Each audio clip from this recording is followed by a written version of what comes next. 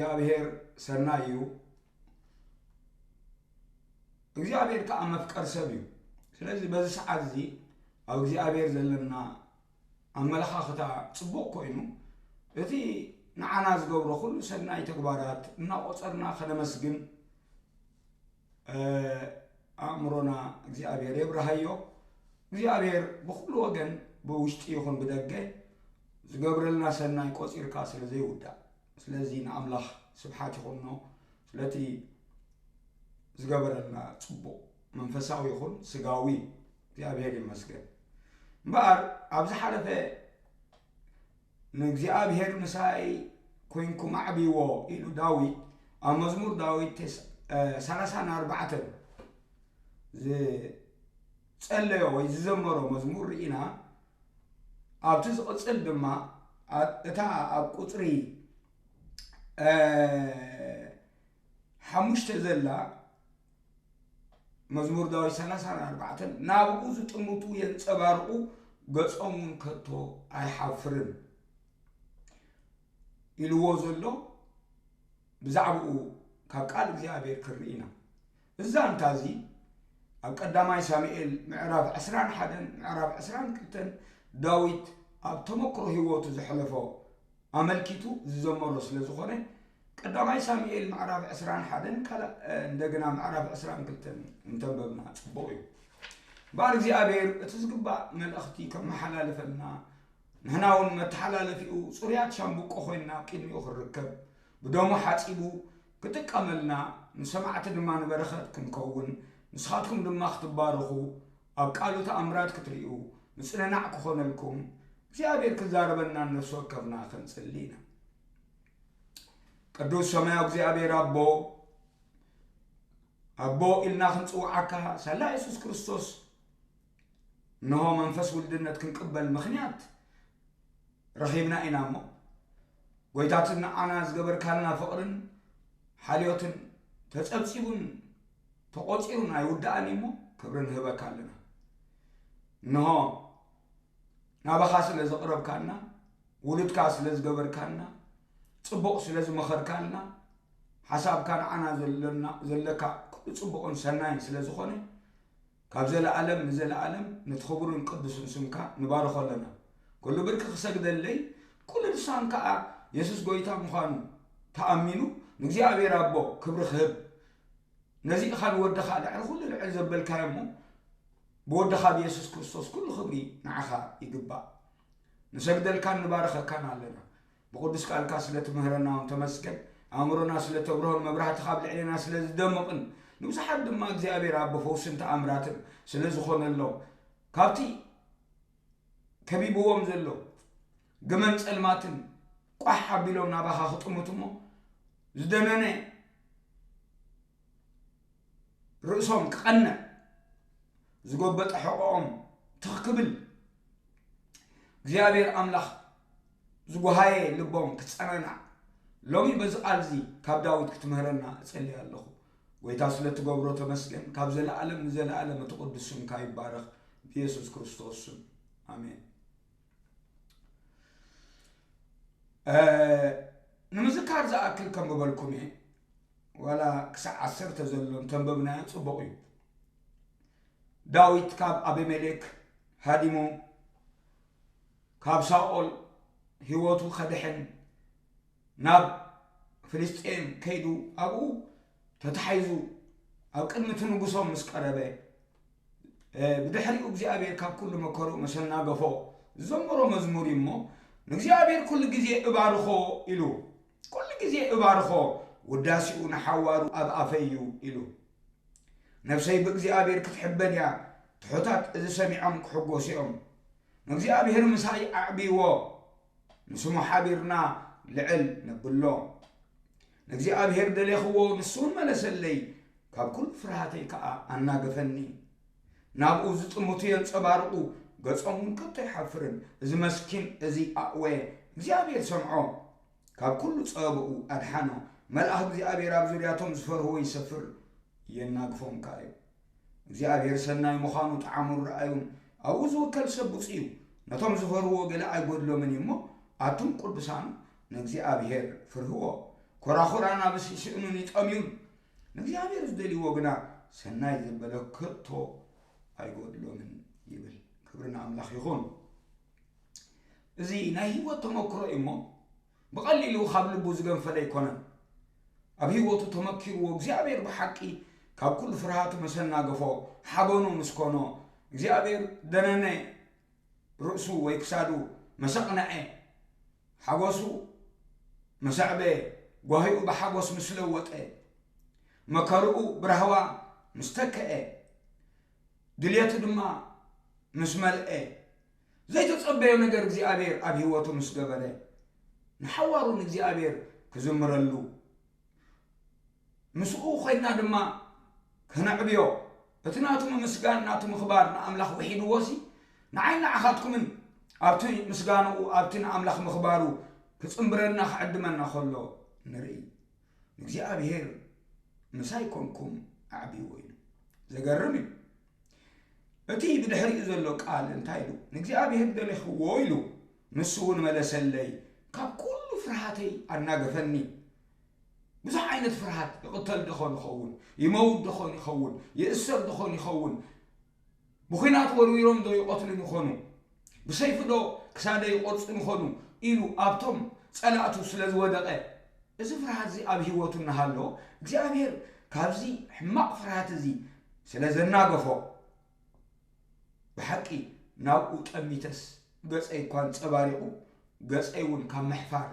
ድሒኑ እዩ ዝብል ዘሎ ስምዑ ናብ ጎይታ እንተጠሚትኩም ናብ እግዚአብሔር እንተጠሚትኩም ከተንፀባርቑ ኢኹም ገጽካ እዩ ዘንፀባርቕ ሙሴሲ ምስ እግዚአብሔር ናብ እግዚአብሔር እናጠመተስ ገጹ የንፀባርቕ ነይሩ ኢሉ ኣብ ዘጸአት ምዕራፍ 34 ወይ ድማ ካልኣይ ቆሮንጦስ ምዕራፍ 3 እንተደኣ ኣንቢብኩም ኣብቲ ኸረን ምልዋጥ ኣብቲ ኸረን ሲና ወይ ድማ ሆሬብ ተባሂሉ ካልኣይ ሽም ዘለዎ ኣብኡ ምስ እግዚአብሔር ኣብቲ ደመና ከኣቱ ከሎ ገጹ የንፀባርቕ ነይሩ ደቂ እስራኤል ክሳዕ ዝገርሞም ፈሪሆም ካብ ቅድሚኡ ስጋዕ ዝርሕቁ እዚ ምንፅብራቕ ናይ ገጽሲ ካብ መን እዩ ዝመጽእ ከመይ እዩ ዝመጽእ ስምዑ ብርሃን ናብ ገጸይ እንድሕሪ ኣብሪሁለይ ገጸይ የንፀባርቕ ስለዚ እቲ ምንጭ ናይ ምንፅብራቐይ ኣባይ ኣይኮነን ዘሎ ኣብቲ ብርሃን እዩ ዘሎ ስለዚ እግዚአብሔር ፀሓይ ስለ ዝኾነ ናብኡ እንተጠሚትና የንፀባርቐና እግዚአብሔር ይመስገን ክርስቶስ ንዓና ብርሃንና እዩ ክርስቶስ ንዓና ምንፅብራቕና እዩ ለውጥና ህይወትና እዩ ናብኡ ዝጥምቱ የንፀባርቑ ምስ ናይ ገላትያ ምዕራፍ 3 ኣቱም ሰብ ገላትያ እኳ ደኣ ዓያሹ ሰብ ገላትያ ኢየሱስ ክርስቶስ ኣብ ቅድሚ ዓይንኹም ከም ስቁል ተሰጢሑ ነበረ ንሓቂ ከይትእዘዝዋ ደኣ መን ዓዘመኩም እዚ ጥራይ ክፈልጥ ደሊ ኣለኹ ብግብሪ ሕጊ ዶ ኢኹም መንፈስ ተቐበልኩም ወይስ ብምስማዕ ወንጌል ኣሚንኩም ኢኹም መንፈስ ተቐበልኩም ከመይኩም ኢኹም ተባረኽኩም ከመይኩም ኢኹም ከተለወጥኩም ከመይኩም ኢኹም ታሪኽኩም ፈጺሙ ክሳዕ ዝልወጥ መንፈስ ቅዱስ በኣኻትኩም ሓሊፉ ወንጌል ሰሚዕኩም ኣብ ህይወትኩም ለውጢ ዝረኸብኩም ናብቲ ጀማር እምነትኩም እንደምዳሚዑን ዝኾነ ኢየሱስ ስለ ዝጠመትኩም ዶ ይኮነ ከም ማለት ኣብ ገላትያ 3 ምዕራፍ ተዛሪቦም ኣሎ ናብኡ እንድሕር ጠሚትካሲ እቲ ዝጥመት ክርስቶስ እዩ እሞ እቲ ዝጥመት እግዚአብሔር እሞ ተንፀባርቕ እምበኣር ሰይጣን እዩ ካብ እግዚአብሔር ዒንትና ኣውሪድና ኣብ ኩነታትና ኣብ ገዛእ ርእስና ኣብ ተኸማና ዝድኹም ሰብ ኣብ ዝበደለና ክፉእ ዝገበረና ሰብ ዘረባና ዕላልና ሓሳብና ክጥርነፍ ዝገብሮ መቸም ገጾም የንፀባርቑ ኢልዎ ዘሎ ግንባሮም ማለት ይንበር ትገጽ ማለት ኣይኮነን እምቦ ሙሴ ኣብ ግንባሩ የንፀባርቕ ነይሩ ኣብ ግንባርና ሓሳብና ስለ ዘሎ ሓሳብና ብእግዚአብሔር ክትሓዝ ልብና ቀልብና ብእግዚአብሔር ክትሓዝ ከሎ ኢና እንንፀባርቕ ስለዚ ሰይጣን ውዲቱ እንታይ እዩ እንድሕር ኢልና ዒንትና ካብ እግዚአብሔር ኣውሪድና ከምቲ ኣብ ማቴዎስ 14 ናብ ክርስቶስ እናጠመተ ብማይ ብባሕሪ ኢየሱስ ክመጽእ ርእይዎ ኢየሱስ ንስኻ እንተደኣ ኮይንካ ሲ ጎይታይ ኣዝዘኒ እሞ ናባኻ ክመጽእ ኢልዎ ካብታ ጃልባ ወሪዱ ብማይ ክኸይድ ጀሚሩ ንዓ ምስ በሎ ጎይታ ኢየሱስ ግን معبل أبتي قويتها يسقرب مسبلة معبل مسرائيسي كتحل جميرو سلامنتاي عينتو كاب كريستوس أوريدوسي كابتنا عزبلو كابتي أبلع البحري تخيل سلطان زلو قويتها زقرم بأمنت كسقم ناخ على خلو اتمعبل قل حلواتون حساباتون قلبون زرفوه فرحات سلازو قطعمو كابتي يسوس كريستوس عين توريدو نابت معبل سلا زنبله كتحل جميرو أتابود الأمنت سلمتاي توالا ويلكا خبلا خلها نري سلا سيطان معبلات أبزريانا زلو بسبات زقط أمنا ويدما خفوق زقبرنا سبات ليتن معالتنا بأمرنا أبقال أفنان كمالا لسونا قبره እግዚአብሔር ንሱ ንዑ ክንድ ንርኢ እቲ ኣብ ዙርያና ዘሎ ዘሸግር ነገር ዘፍራሃና ነገር ጽባሕ እዚ ኸይከውን ኢልና እንሰብኦ ነገር ኣብኡ ከነስተብህል ዝገብረና ንሱ እምበኣር ኣእምሮና ብኹሉ ልብናን ብኹሉ ነፍስናን ብኹሉ ሓሳብናን ብኹሉ ኣእምሮናን ንእግዚአብሔር ጥራይ ክንጥምት ብኹሉ ማለት እሞ እቲ ክንመቃቀል ሓሳብና ዝዝርፍ ናይ ጸላኢ ነገር ፈሊጥና ሎሚ ንኹሉ ገዲፍና ናብቲ ጀማር እምነትና ደምዳሚኡን ኢየሱስ ክርስቶስ ክንጥምት ዕብራውያን ምዕራፍ 12 ካብ 1 ክሳዕ 3 ይሕብረና ሞናኡ ጽምቱ የንጸባርቁ ትፈልጡ ዲኹም አቤልሲ እግዚአብሔር ዝኣዘዞ መስዋዕቲ ካብቲ ሱብሓት ናይ ባጊዑ መሰምፀስ እግዚአብሔር ንመስዋዕቱ ባሂልዎ قدم ناب أبيل تأميتو دحار دمانا مسواتو لبو أبقى أملاح تصيص لازنا بره بأمنة سلز أمته قبر أمنة سلز قبره قائل قل بمنقدس سلز خده نجزي أبيل نتقالو زبلو كندز السبل بناي حسابو بناي منقدس سلز خده كابت فرياتو أمسيو بناتو تعاري زمسو نقر نابو أدهيبو سلزي بقبري اجزي أبيل إلو زقربو مسواتي እግዚአብሔር ንመስዋዕቱ ንቃኤልን ቅድም ድሓር ንመስዋዕቱን ኣይተቀበሎምን ስለዚ እግዚአብሔር መስዋዕቱ ከም ዘይተቀበለ መስፈለጠ ጉሂዩ ተኪዙ አንጻር እግዚአብሔርን አንጻር ሓውን ተሰሊፉ ጽቡቕ እንተ ትገብርሲ ገጽቃዶ ይበርህ ስለምታይ ገጽቃ ይጽልማል ኢሉ ምጥማቱ ካብ እግዚአብሔር ገዲፉ አገዛ ርሱ አገዛ ግብሩ ስለ ዝጠመተይ سبقلاتي عشرتهم انتهي أبتي زدحانهم كريستوسن أبتي نمصباقهم نمصداقهم نطبابهم نخبرهم نلوطهم زخوني جمار امنتهم دمدامي ان يسوس كندز امتو ابغبرهم كسبولو زغبرهم ناي حسوت ممهران زحواوسو كاب ايهود زمصو نتتمرتو وانجيل زغلبطو حق موسى تزي حليهم سي أتي مدحنكم ولا يكون لهم زدانا قرو سبات مسمطهم نتي بقاه الناس تقبلوه نلوطهم زخونه وانجيل ناي كريستوس وانجيل قديفهم ناكال سلزدهابو كله حلفسفس كلهم كله خدانا قرون كله أبقلاتيا كمعرف حدك ساعة معرف شدشته هواريا بأولو صحيفو لهم سلازي كم زناي قائل زبلوكم زلخو انتايلو بزي أبير قائل كأزي خوريلو إلنا እግዚአብሔርና መስዋዕቱ ባይሉ ወስለ ዘይራአይ ገጽ ድማ ጸለመ ይብለን ገጽ በርሄ ኮነ ዝብዘሎ ጸለመ ይብዘሎ እግዚአብሔር ካን ቃይል ስለምታይ ቆረኻ ስለምታይ ከገጽ ጸለመ ጽቡቕ እንተ ትገብር ሲገጽ ቃዶ ተኻይም በለን ጽቡቕ እንተ ዘይገበርካ ድማ ኃጢአት ኣብ ደገ ትቃጽወካ አላ ሐረርታውና በኻዩ ግና ከንስኻ ክትገዛ አይግባአካ በሎ ጽቡቕ አይገበረን ስለምታይ ጽቡቕ ዘይገበረ ምክንያቱ ግብረ ሰብ አቅድመ አምላኽ ቦቆዕ ስለ ዘይኮነ አምላኽ ንጽቡቕ ከም ዝቆጸሩ ለአብርሃም በአምላኽ ስለ ዝኣመነ ግብረ አብርሃም ተባሂሉ እቲ እምነትሲ ግብሪ ተባሂሉ ኣብ ወንጌል ዮሐንስ ምዕራፍ 8 ደቂ አብርሃም ተትኾኑስ ግብረ አብርሃም መገበርኩም ኢልዎ ከደግሞ ኣብ ወንጌል ዮሐንስ ምዕራፍ 8 ሲ ነቶም አይሁድ ሲ ደቂ አብርሃም ተትኾኑስ ግብረ አብርሃም መገበርኩም ኢልዎም ግብረ አብርሃም እንታይ በአምላኽ አመነ ሞን ጽድቅ ኮይኑ ተቆጽሩሉ ተአምነቱ ድማ ناب صدقي أتياتو مو قائل زغبرو بزعرو بغبرو نعملاح كسمري لزقربو مسوات እግዚአብሔር አይተቀበሉ አቤል ግን ወላ ሐንተ ኮይ ገበረ ግን ካተን ሱብሃት አባጊዑ እግዚአብሔር አክንዲ ክርስቶስ አብትና ይቡሊ ኪዳን ከምበጃ ሆይነን አክንዲ ስክ ሐልፋ አባጊ መስዋዕት ኾና አዚዙ ስለዝነበረ አበር ዘይብላ ስብሕቲ ጽብቕቲ ገንሸል አምጽኡ ክሓደሉ ኸሎ ንሪ ኣብ ቁጥሪ 4 ዘፍጥረት 4 አቤል ድማ ካብ በኹራት አባጊዑን ካብ ስብሐነን አምጽ እግዚአብሔር ድማ ናብ አቤልና መስዋዕቱን ባሂልዎ ረአየ በእምነት በክርስቶስ ኢየሱስ እዛ ስብሕቲ በጊዕን በኹሪ ዝኾነትን ክርስቶስ ትምሰል ያሞ ክርስቶስ ትንክሕቱ ጽድቁ ገይሩ ስለ በእምነት ዝገበሮ እግዚአብሔር ተሐዊስሉ እምበኣር ዳዊት ናብ ግብሩ ርኢ ኮነን ዘንጸባርቕ ዘሎ ግብሩስ ድኻም ኣለዎ ስንፍና ኣለዎ ናብ እግዚአብሔር ናብ ትኽረድኦ ዝኽእል ናብቲ ጽድቁ ዝኾነ ናብቲ ሓጎሱ ስለ ዝኾነ ናብቲ ብርሃኑ ዝኾነ ናብቲ ጥበቡ ዝኾነ ናብቲ ክእለቱ ዝኾነ ናብቲ ኩሉን ትንኡ ዝኾነ ናብ እግዚአብሔር ምስጠመተ ትንክሕቱ እግዚአብሔር ስለ ዝኾነሉ ናብኡ ዝጥምቱ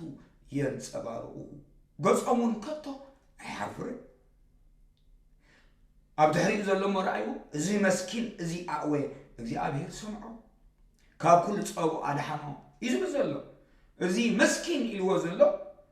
እዚ መስኪን ዝብል ቋንቋ ብዓረብኛ ማለት እዩ ድኻ ማለት እዩ ዘደንግጽ ማለት እዩ ወላ ሓንቲ ዘይብሉ መስኪን ማለት እዩ ነዳይ ማለት እዩ እዚ መስኪን እዚ ኣዕወ ካብ ርእሱ ምንም ዘይብሉ ስለዚ ዘንጸባርቕ ዘሎ እግዚአብሔር ሰምዖ ካብ ኩሉ ፀረብኡ ድማ ኣድሓኖ መልአክ እግዚአብሔር ኣብ ዙርያቶም ዝፈረዎ ይሰፍር የናግፎም ከኣዩ ኢልዎ ዘሎ ኣብቲ በኹሪ ጽሑፍ ተርእናዮ እቲ መልአክ እግዚአብሔር እዩ ዝብል እሞ እዚ መልአክ እግዚአብሔር ድማ ተላኢኹ ንዓይና ኣኻትኩም ንምድሓን ዝመጽ ኢየሱስ ክርስቶስ እዩ እቲ መልአክ እግዚአብሔር ኣብ ዙርያ እቶም ዝፈርዎ ይሰፍር የናግፎም ከኣ ጠበቃን ምድሓንን ዝኾነልና ክርስቶስ ኢየሱስ እሱ እግዚአብሔር እምበኣር ሰናይ ምዃኑ ንዑ ጣዕሙ ረኣዩ ኣብኡ ዝውከል ሰብ ውፅእ ኢሉ እዛ ቃል እዚኣ ጴጥሮስ ጠቒስዋ ኣሎ ኣብ ቀዳማይ ጴጥሮስ ምዕራፍ 2 ቁፅሪ 2-3 እንድሕር ቢብኩሞ ብፍላይ ቁፅሪ 3 እንታይ ኢሉ እግዚአብሔር ሕያዋይ ምዃኑ ጥዒምኩም እንተደኣኾምኩም ሲልዎ ነቶም ንመጀመርያ ግዜ ናብ ጎይታ መፅኦም ብኡ ኣሚኖም መሰል ውልድነት ዝረኸቡ ሕገት ሓጢኣት ዝረኸቡ ቃል ወንጌል ሰሚዖም ቃል ብስራት ሰሚዖም ዝደሓኑ ሰባት ንዕኦም እዩ ዝዛረቦም ዘሎ ንኹሉ ጉርሐን ግብዝናን ንኹሉ ኽፍኣትን ንኹሉ ሕሜትን ኣርሕቕዎ ነቲ ንነፍስኹም ከድሕና ዝከኣሎ ትኹል ቃል ከዓ ብገርህነት ተቐበልዎ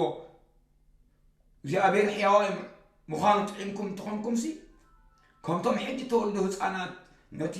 ሕዋስ ዘይብሉ ፀባ በሃብዎ ኢሉሉ እግዚአብሔር ተመስገነ ይኹን እግዚአብሔር ሰናይ እዩ እግዚአብሔር ብሩኽ እዩ እምበኣር ኣሕዋተይ ናብኡ ዝጥምቱ የንጸባርቑ እዩ ዝብል ዘሎ እምበኣር ናብ ክርስቶስ ከነንጸባርቕ እዩ ጎይታ ዝደልየና ዘሎ እምበኣር ናብኡ ከይንጥምት ኣድህቦና ዝስሕቡን ዝወስዱን ነገራት ከምቲ ኣቐዲመ ዝበልክኹም ፍርሃት ኩነታት ዝበደለካ ሰብ ፍርሃት ሰብ ኢኮኖሚያዊ ፀገማት ኣብ ህይወትካ ዝገጥም ማዕበላት ብዙሕ ካልኡን ንስኻትኩም ብትፈልጥዎ ዘይተዘርዘረ ብዚ ካብ ክርስቶስ ካብ እግዚአብሔር ኣውሪዱ ብዛዕባ ርእስኹምን ምስ ርእስኹምን ክትማጎቱን ክትሽገሩን ዝገብር ዘሎ ናይ ፀላኢ ውሪድ ፈሊጥኩም ሎሚ ናብኡ ጠምቱ